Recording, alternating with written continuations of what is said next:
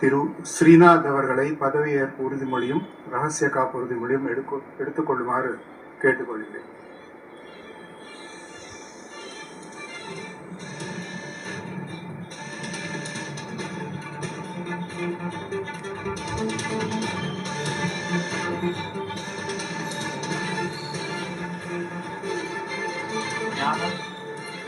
ஸ்ரீநாத் எனும் நான் சட்டப்படி அமைக்கப்பெற்ற இந்திய அரசியலமைப்பின் பால் உண்மையான நம்பிக்கையும் மாறா பற்றும் கொண்டிருப்பேன் என்றும் இந்திய நாட்டின் ஒப்பில்லாத முழுமுதல் ஆட்சியையும் ஒருமையையும் நிலைநிறுத்துவேன் என்றும் தமிழ்நாட்டு அரசின் அமைச்சராக உண்மையாகவும் உளச்சான்றின்படியும் என் கடமைகளை நிறைவேற்றுவேன் என்றும் அரசியலமைப்பிற்கும் சட்டத்திற்கும் இணங்க அச்சமும் ஒருதலை சார்பும் இன்றி விருப்பு வெறுப்பை விலக்கி பலதரப்பட்ட மக்கள் அனைவருக்கும் நேர்மையானதை செய்வேன் என்றும் ஆண்டவன் மீது ஆணையிட்டு உறுதிமொழிகிறேன்.